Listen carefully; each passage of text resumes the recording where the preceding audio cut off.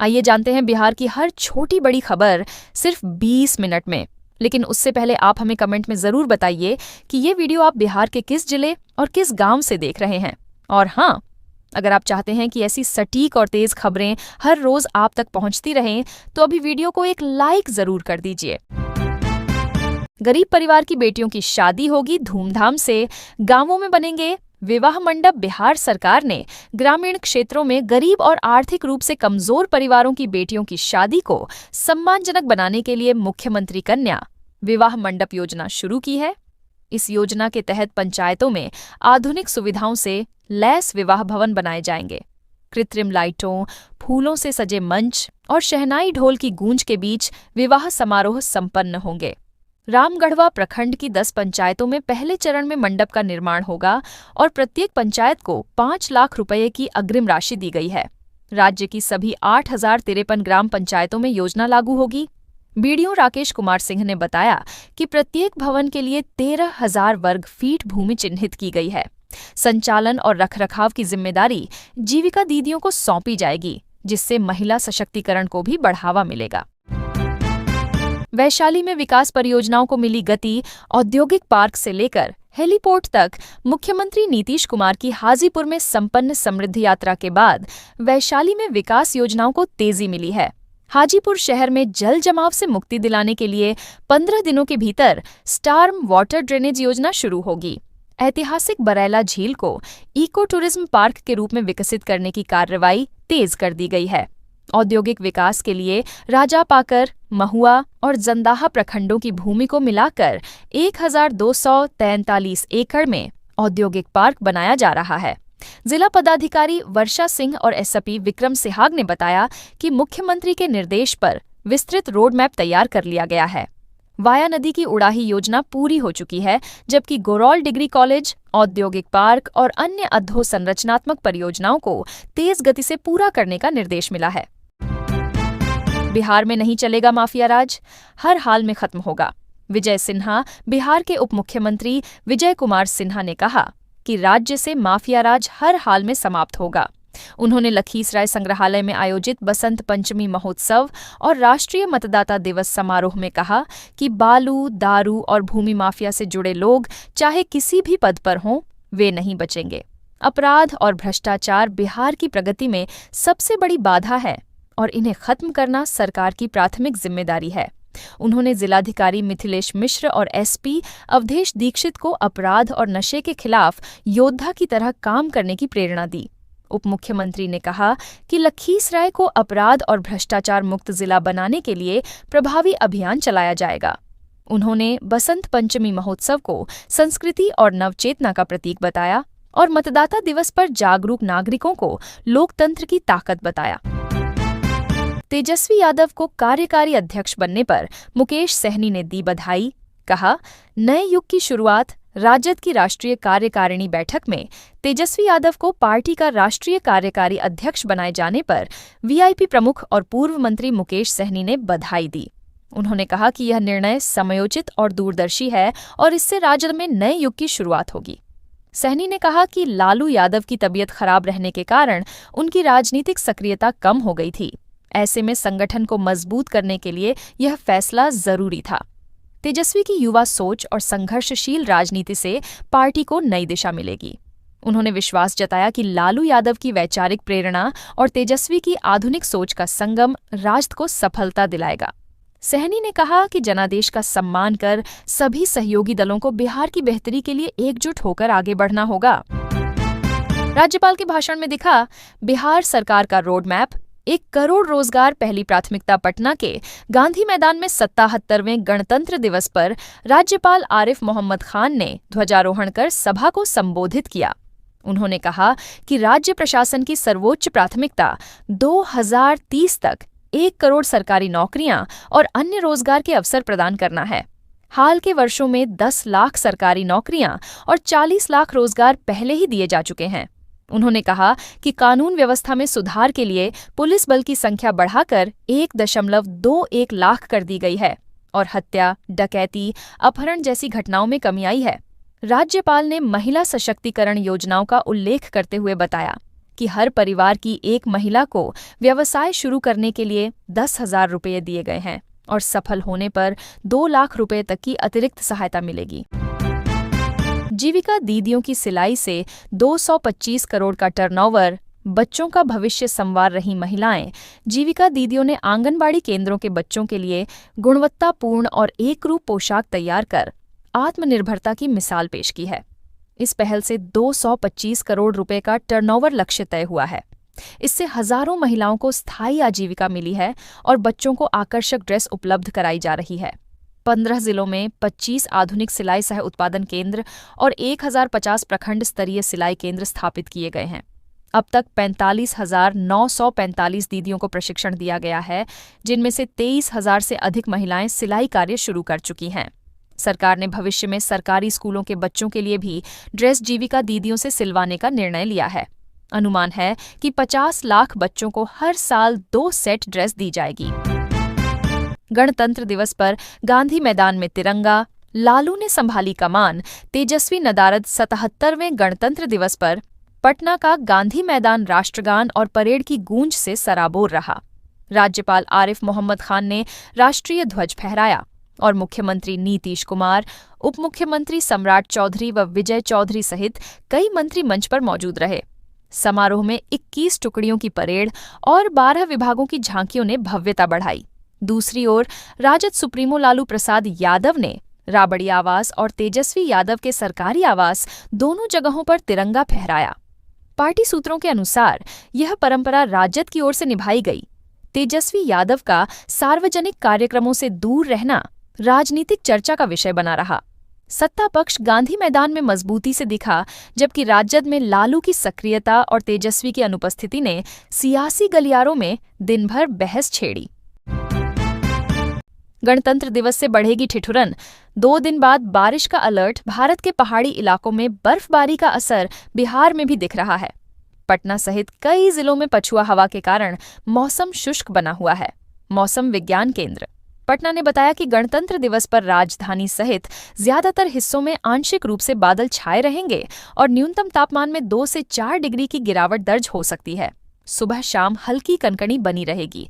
28 जनवरी को राज्य के उत्तरी और दक्षिण पश्चिम भागों के 24 जिलों में हल्की वर्षा की संभावना है। इस दौरान बिजली चमकने और 30 से 40 किलोमीटर प्रति घंटा की रफ्तार से हवा चलने की चेतावनी दी गई है। रविवार को पटना का न्यूनतम तापमान 15.5 डिग्री सेल्सियस रहा, जो 15 वर्षों में सबसे अधिक है। भागलपुर के सबौर में न्यूनतम तापमान 9.6 डिग्री दर्ज किया गया। पटना में मूर्ति विसर्जन के बाद ट्रैक्टर पलटा। 14 छात्र घायल। पटना जिले के बाढ़ थाना क्षेत्र के काजीचक मोड़ के पास सरस्वती पूजा विसर्जन के बाद छात्रों से भरा ट्रैक्टर पलट गया। हादसे में करीब 14 छात्र घायल हो गए, जिनमें से 3 को गंभीर चोटों के कारण पटना रेफर किया गया है। बाकी छात्रों का इलाज अनुमंडल अस्पताल में जारी है। जानकारी के अनुसार लहेरिया पोखर स्थित एक हॉस्टल से मूर्ति विसर्जन के लिए छात्र ट्रैक्टर पर सवार होकर पोस्ट ऑफिस घाट पहुंचे थे। वापसी के दौरान ट्रैक्टर अनियंत्रित होकर पलट गया। घायलों में अनिल कुमार, सुनील कुमार और आर्यन समेत अन्य छात्र शामिल हैं। अस्पताल उपाधीक्षक विनय कुमार ने बताया कि कुछ छात्रों को सिर में चोट आई है, लेकिन सभी खतरे से बाहर हैं। घटना ने अभिभावकों में चिंता का माहौल पैदा कर दिया है। पुलिस ने जांच शुरू कर दी है। बिहार पुलिस भर्ती में फर्जीवाड़ा। पटना पुलिस ने 2 आरोपितों को दबोचा। पटना पुलिस ने बिहार पुलिस भर्ती में नौकरी दिलाने के नाम पर फर्जीवाड़ा करने वाले 2 आरोपितों को गिरफ्तार किया है। पकड़े गए आरोपितों की पहचान बेगूसराय निवासी कुणाल कश्यप और पटना के जितेंद्र कुमार के रूप में हुई है। पुलिस ने महेंद्र स्थित एक लॉज से शैक्षणिक प्रमाण पत्र, दस्तावेज और अन्य सामग्री बरामद की। इनमें 82 शैक्षणिक प्रमाण पत्र, 23 ब्लैंक चेक, 10 प्रवेश पत्र, 5 मोहर और 3 मोबाइल फोन शामिल हैं। नगर पुलिस अधीक्षक भानु प्रताप सिंह ने बताया कि आरोपित भर्ती परीक्षा में शामिल होने वाले परीक्षार्थियों से नौकरी दिलाने के नाम पर 6 से 7 लाख रुपए वसूल रहे थे। रूपसपुर पुलिस ने तकनीकी सहयोग से कार्रवाई कर दोनों को गिरफ्तार किया। पुलिस अब इस नेटवर्क से जुड़े अन्य लोगों की तलाश कर रही है। तेजस्वी की ताजपोशी पर भाजपा का हमला परिवारवाद का प्रतीक बताया। राजद की राष्ट्रीय कार्यकारिणी बैठक में तेजस्वी यादव को कार्यकारी अध्यक्ष बनाए जाने पर भाजपा नेताओं ने तीखा हमला बोला है। केंद्रीय गृह राज्य मंत्री नित्यानंद राय ने कहा कि लालू परिवार 3 दशकों से परिवार प्रथम के सिद्धांत पर काम कर रहा है और तेजस्वी की ताजपोशी उसी का प्रमाण है। उन्होंने आरोप लगाया कि राजद का सरोकार बिहार के विकास या गरीबों की तरक्की से नहीं बल्कि परिवार की खुशहाली से है। वहीं भाजपा प्रदेश अध्यक्ष संजय सरावगी ने कहा कि यह राष्ट्र के राजनीतिक ताबूत में अंतिम कील साबित होगा। उन्होंने तेजस्वी को भ्रष्टाचार और असफलता का प्रतीक बताया। वरिष्ठ नेताओं को दरकिनार कर परिवारवाद को प्राथमिकता देना राजद के भविष्य के लिए चुनौतीपूर्ण संकेत माना जा रहा है। गिरिराज सिंह का हमला, वंशवादी राजनीति को बताया लोकतंत्र के लिए खतरा। तेजस्वी यादव को राजद का कार्यकारी अध्यक्ष बनाए जाने पर भाजपा नेता और केंद्रीय मंत्री गिरिराज सिंह ने वंशवादी राजनीति पर तीखा हमला बोला। उन्होंने कहा कि गणतंत्र दिवस के मौके पर यह नियुक्ति लोकतंत्र के लिए सबसे बड़ा खतरा है। गिरिराज ने कहा कि चाहे लालू यादव की पार्टी हो, मुलायम सिंह यादव की पार्टी हो या राहुल गांधी की कांग्रेस, वंशवादी राजनीति लोकतंत्र को कैंसर की तरह खा रही है। उन्होंने आरोप लगाया कि इन पार्टियों का मकसद जनता की सेवा नहीं बल्कि परिवार की सत्ता को बनाए रखना है। राजद में तेजस्वी की ताजपोशी को उन्होंने परिवारवाद की गहरी जड़ों का प्रमाण बताया और कहा कि यह कदम बिहार की राजनीति में नकारात्मक असर डाल सकता है। भोजपुरी इंडस्ट्री में घमासान, खेसारी का रवि किशन और पवन सिंह पर तंज भोजपुरी सिनेमा के 3 बड़े नाम खेसारी लाल यादव, पवन सिंह और रवि किशन के बीच जुबानी जंग तेज हो गई है। हाल ही में एक स्टेज शो में खेसारी ने गोरखपुर सांसद रवि किशन की मिमिक्री करते हुए कहा कि वे उनके बाप बनने की कोशिश न करें। उन्होंने साफ कहा कि उनके पिता का नाम मंगरू यादव है और कोई और पिता बनने की कोशिश न करे। खेसारी ने मंच से मजाक उन्हीं से करने की बात कही जिनका पेट निकला हुआ हो, जिसे पवन सिंह पर इशारा माना गया। उन्होंने यह भी कहा कि पवन सिंह 2 पैग में ही टाइट हो जाते हैं। विवाद की शुरुआत गोरखपुर महोत्सव में रवि किशन के बयान से हुई थी। पवन सिंह के जन्मदिन का वायरल वीडियो और खेसारी की तंज ने इंडस्ट्री की पुरानी खींचतान को फिर हवा दे दी है। नीतीश पर धोखे का आरोप, तेजस्वी बने कार्यकारी अध्यक्ष, पीएम मोदी का नाम लिया। राजद की राष्ट्रीय कार्यकारिणी बैठक में तेजस्वी यादव को औपचारिक रूप से पार्टी का कार्यकारी अध्यक्ष बना दिया गया। लालू प्रसाद यादव की अध्यक्षता में हुई बैठक में भोला यादव ने प्रस्ताव रखा, जिसे सर्वसम्मति से मंजूरी मिली। राबड़ी देवी की मौजूदगी में लालू ने तेजस्वी को मनोनयन पत्र सौंपा। तेजस्वी ने संकल्प लिया कि राजद को राष्ट्रीय पार्टी का दर्जा दिलाएंगे और विपरीत परिस्थिति में भी समझौता नहीं करेंगे। उन्होंने मुख्यमंत्री नीतीश कुमार पर प्रधानमंत्री मोदी के आगे नतमस्तक होने का आरोप लगाया। फेसबुक पोस्ट में उन्होंने खुद को लालू, राजद और जनता का आरणी बताया।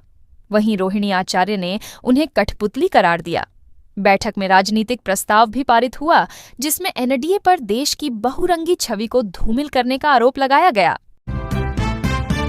तेजस्वी के 50% वोट दावे पर जदयू का हमला, 2 नेताओं की वापसी। जदयू प्रवक्ताओं ने तेजस्वी यादव के 50% वोट पाने के दावे पर सवाल उठाए हैं। नीरज कुमार, अरविंद निषाद और महेश दास ने कहा कि राजद को कभी 50% वोट नहीं मिले। उन्होंने आंकड़ों का हवाला देते हुए कहा कि तेजस्वी ने राघोपुर से 3 बार चुनाव लड़ा, लेकिन किसी भी चुनाव में 50% वोट नहीं मिले। राजद की सरकार 3 बार बनी, लेकिन कभी 40% वोट शेयर भी पार नहीं कर पाई। 2015 में जदयू के कारण ही राजद को 40% से अधिक वोट मिले थे। इस मौके पर डॉक्टर सुनील कुमार सिंह और अनंत गुप्ता ने फिर से जदयू की सदस्यता ली। प्रदेश अध्यक्ष उमेश सिंह कुशवाहा ने कहा कि नीतीश कुमार की विकासपरक नीतियों से जनता प्रभावित है और पार्टी का दायरा लगातार बढ़ रहा है। बिहार में कांग्रेस का बड़ा रीसेट, संगठनात्मक पुनर्गठन शुरू। बिहार विधानसभा चुनाव में पराजय के बाद कांग्रेस ने संगठनात्मक पुनर्गठन की प्रक्रिया शुरू की है। पार्टी नेतृत्व का मानना है कि केवल गठबंधन या मुद्दों की राजनीति से आगे बढ़ना संभव नहीं, संगठन को जमीनी स्तर पर मजबूत करना होगा। इसी सोच के तहत जिलाध्यक्षों के चयन के लिए 29 पर्यवेक्षकों की नियुक्ति की गई है। ये पर्यवेक्षक जिलों में कैंप कर स्थानीय नेताओं और कार्यकर्ताओं से संवाद करेंगे। इसके बाद जिला कमेटियों का पुनर्गठन होगा। खास बात यह है कि बिहार के किसी भी नेता को पर्यवेक्षक नहीं बनाया गया है। इसे केंद्रीय नेतृत्व की असंतुष्टि और निष्पक्ष रिपोर्ट तैयार करने की कोशिश माना जा रहा है। सूत्रों के अनुसार इस प्रक्रिया के आधार पर प्रदेश अध्यक्ष और बिहार प्रभारी को लेकर बड़े फैसले संभव हैं। भागलपुर में मंत्री दिलीप जायसवाल का अभिनंदन। विकास योजनाओं पर जोर। भागलपुर में उद्योग व पथ निर्माण मंत्री दिलीप जायसवाल का भव्य नागरिक अभिनंदन समारोह आयोजित हुआ। प्रभारी मंत्री बनाए जाने पर शहर के प्रबुद्ध नागरिकों, शिक्षाविदों और भाजपा कार्यकर्ताओं ने उनका जोरदार स्वागत किया। कार्यक्रम में नगर विधायक रोहित पांडेय, मेयर डॉक्टर वसुंधरा लाल और अन्य नेता मौजूद रहे। मंत्री ने कहा कि प्रधानमंत्री नरेंद्र मोदी और मुख्यमंत्री नीतीश कुमार की जोड़ी देश भर में हिट है और बिहार में सुशासन की सरकार दे रही है। उन्होंने आश्वासन दिया कि भागलपुर में औद्योगिक विकास, सड़क निर्माण और बुनियादी सुविधाओं में तेजी से सुधार होगा। गंगा किनारे बसे इस जिले को पर्यटन और व्यापार का आदर्श केंद्र बताते हुए उन्होंने कहा कि सरकार की योजनाएं इसे और मजबूत बनाएंगी। इंस्टाग्राम से शुरू हुआ प्यार बना मुसीबत। किशोरी को ले जा रहे 2 युवक गिरफ्तार। मुजफ्फरपुर जिले के बोछा थाना क्षेत्र की किशोरी को राजस्थान ले जाने की कोशिश कर रहे 2 युवकों को नगर थाने की पुलिस ने स्टेशन रोड से गिरफ्तार किया। किशोरी की पहचान इंस्टाग्राम पर राजस्थान निवासी युवक से हुई थी और धीरे धीरे दोनों के बीच प्रेम संबंध बन गया। युवक ने अपने साथी के साथ किशोरी को बुलाकर राजस्थान ले जाने की योजना बनाई। शनिवार देर रात दोनों किशोरी को लेकर स्टेशन रोड पहुंचे ही थे कि पुलिस ने तत्परता दिखाते हुए उन्हें पकड़ लिया। किशोरी को सुरक्षित अभिरक्षा में लिया गया और बोछा थाना पुलिस को सौंपा गया। पिता पहले ही अपहरण की शिकायत दर्ज करा चुके थे। पुलिस ने कहा कि मामले की गंभीरता को देखते हुए सभी पहलुओं की जांच की जा रही है और दोषियों पर सख्त कार्रवाई होगी।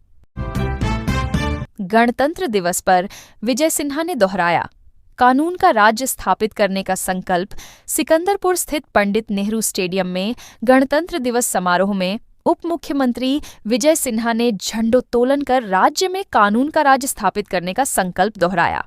उन्होंने मुजफ्फरपुर की क्रांति और संस्कृति की धरती को याद करते हुए शहीद खुदीराम बोस, जुब्बा साहनी और साहित्यकार रामवृक्ष बेनीपुरी को श्रद्धांजलि दी। विजय सिन्हा ने कहा कि सरकार शांति व्यवस्था और सुशासन को मजबूत करने के लिए प्रतिबद्ध है। अपराध के मामलों में कमी दर्ज की गई है। 2025 में हत्या 9.68%, डकैती 32.33% और चोरी 15% से अधिक घटी है। दुष्कर्म और अन्य अपराधों में भी गिरावट आई है। डायल 112 की टीम त्वरित सहायता दे रही है। उन्होंने नशा मुक्त समाज के निर्माण का संकल्प दोहराते हुए बताया कि 1 लाख लीटर से अधिक शराब जब्त की गई और 3000 से अधिक आरोपित जेल भेजे गए। गया जंक्शन पर ऑपरेशन नारकोस। पुरुषोत्तम एक्सप्रेस से 14 किलो गांजा बरामद। गया जंक्शन पर ऑपरेशन नारकोस के तहत आरपीएफ, जीआरपी और सीआईबी की संयुक्त टीम ने बड़ी सफलता हासिल की। रविवार को पुरुषोत्तम एक्सप्रेस के सामान्य कोच से करीब 7 लाख रुपए मूल्य का 14 किलो गांजा बरामद किया गया। ट्रेन की रनिंग अवस्था में चेकिंग के दौरान 2 बैग और 1 झोले में गांजा लावारिस हालत में मिला। गया स्टेशन पहुंचने पर जीआरपी की मौजूदगी में गांजा उतारा गया और विधिसम्मत कार्रवाई की गई। उप निरीक्षक विकास कुमार ने लिखित शिकायत दर्ज कराई और एनडीपीएस एक्ट के तहत प्राथमिकी दर्ज की गई। पुलिस यह पता लगाने में जुटी है कि गांजा किस नेटवर्क से जुड़ा था और किसकी तस्करी की जा रही थी। रेल पुलिस ने संकेत दिए हैं कि मामले में आगे और भी खुलासे हो सकते हैं। बेगूसराय में काली मंदिर में तोड़फोड़ और चोरी। गांव में तना। बेगूसराय जिले के छौड़ाही थाना क्षेत्र के शाहपुर पंचायत में स्थित काली मंदिर को असामाजिक तत्वों ने निशाना बनाया। देर रात उपद्रवियों ने मंदिर में घुसकर प्रतिमाओं को खंडित किया, आगजनी की और आभूषण व दान पेटी चोरी कर ली। सुबह पुजारी पांचू महतो और उनकी पत्नी ज्योति देवी ने मंदिर में नुकसान देखा तो सदमे से बार बार बेहोश हो गए। ग्रामीणों ने बताया कि मंदिर के आसपास नशेड़ियों का जमावड़ा रहता है, जिससे पहले भी असुरक्षा की भावना बनी रहती थी। घटना से पूरे गांव में तनाव फैल गया। सूचना मिलते ही एसडीएम मंझौल, डीएसपी और पुलिस मौके पर पहुंची और स्थिति नियंत्रित की। सावधानी के लिए पुलिस बल तैनात कर दिया गया है और लोगों से शांति बनाए रखने की अपील की गई है। प्रशासन ने दोषियों की जल्द गिरफ्तारी का आश्वासन दिया। तेजस्वी के कार्यकारी अध्यक्ष बनने पर भाजपा का हमला। बोली। राजद परिवारवाद की पार्टी राजद की राष्ट्रीय कार्यकारिणी बैठक में तेजस्वी यादव को कार्यकारी अध्यक्ष बनाए जाने के बाद बिहार की राजनीति में हलचल तेज हो गई है। भाजपा ने इस फैसले को परिवारवाद का प्रतीक बताया। बिहार भाजपा अध्यक्ष संजय सरावगी ने कहा कि तेजस्वी का कार्यकारी अध्यक्ष बनना राजद के राजनीतिक ताबूत में अंतिम कील साबित होगा। उन्होंने आरोप लगाया कि तेजस्वी की उपलब्धि केवल भ्रष्टाचार के आरोपों तक सीमित रही है और वे पढ़ाई से लेकर राजनीति तक हर क्षेत्र में असफल रहे हैं। सरावगी ने कहा कि पार्टी में वरिष्ठ नेता मौजूद हैं, लेकिन परिवारवाद की जड़ें इतनी गहरी हैं कि उन्हें दरकिनार कर दिया गया। उन्होंने यह भी कहा कि परिवार के भीतर से उठ रहे विरोध के स्वर राजद के भविष्य के लिए शुभ संकेत नहीं है। मधेपुरा कृषि मेला, नए बीज, नई तकनीक और रोजगार के मौके, किसानों में उत्साह।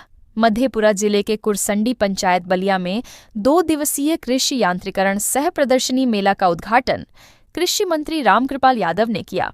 इस अवसर पर विधानसभा उपाध्यक्ष नरेंद्र नारायण यादव भी मौजूद रहे। मंत्री ने कहा कि मधेपुरा को कृषि नवाचार का मॉडल जिला बनाया जाएगा। उन्होंने किसानों को वैज्ञानिक पद्धति से खेती करने, पशुपालन और पर्यावरण संरक्षण पर ध्यान देने की सलाह दी। सरकार ने किसानों को सीधे बाजार से जोड़ने का संकल्प लिया है और विभिन्न बीजों पर सब्सिडी दी जा रही है। यांत्रिकरण बैंक सहित नई संस्थाओं की स्थापना की जाएगी। बिहार को उत्पादन से निर्यातक राज्य बनाने की योजना है। मखाना, लीची, आम और सब्जियों को अंतर्राष्ट्रीय बाजार से जोड़ा जा रहा है। महिला समूहों और युवाओं के लिए रोजगार सृजन पर भी जोर दिया गया। सहरसा में धर्म परिवर्तन का प्रयास विफल, 3 लोग हिरासत में। सहरसा शहर के वार्ड नंबर 17 पासवान टोला में रविवार को धर्म परिवर्तन का प्रयास सामने आया। जानकारी के अनुसार कुछ बाहरी लोग स्थानीय महिलाओं और पुरुषों को प्रलोभन देकर ईसाई मत अपनाने के लिए प्रेरित कर रहे थे। कहा गया कि मतांतरण करने पर 50,000 रुपये और अन्य सुविधाएं दी जाएंगी। इस सूचना पर ग्रामीणों की भीड़ जुट गई और बजरंग दल व विश्व हिंदू परिषद के सदस्य भी मौके पर पहुंचे। पूछताछ में 3 लोगों की पहचान धर्मेंद्र राय, प्रभु प्रकार हेम्ब्रम और ललितेश कुमार के रूप में हुई। मौके से एक बाइबल और मोबाइल में ईसाई धर्म से जुड़े संदेश मिले। पुलिस ने तीनों को हिरासत में लेकर थाने पहुंचाया। स्थानीय लोगों ने कानूनी कार्रवाई की मांग की है। प्रशासन ने जांच शुरू कर दी है। राहुल गांधी पर अनिल विज का पलटवार, बोले कांग्रेस का डीएनए विदेशी है। कांग्रेस नेता राहुल गांधी के बयान पर हरियाणा के मंत्री अनिल विज ने तीखा पलटवार किया। राहुल ने कहा था कि जैसे मुगल और अंग्रेज चले गए, वैसे ही भाजपा भी जाएगी। विज ने कहा कि मुगल और अंग्रेज विदेशी थे, लेकिन भाजपा देश की माटी से बनी पार्टी है। उन्होंने आरोप लगाया कि कांग्रेस विदेशी पार्टी है, जिसका जन्म 1885 में अंग्रेज एओ ह्यूम ने किया था। विज ने कहा कि कांग्रेस धीरे धीरे खत्म हो रही है। उन्होंने राहुल के बयान पर कहा कि मोदी जी ने 100 देशों से व्यापारिक संबंध बनाए हैं और एक देश की रुकावट से फर्क नहीं पड़ता। रणदीप सुरजेवाला के अवैध खनन वाले बयान पर विज ने कहा कि कांग्रेस के राज में नदियों और पहाड़ों का दोहन हुआ था, जबकि भाजपा सरकार ने प्रतिबंध लगाया है।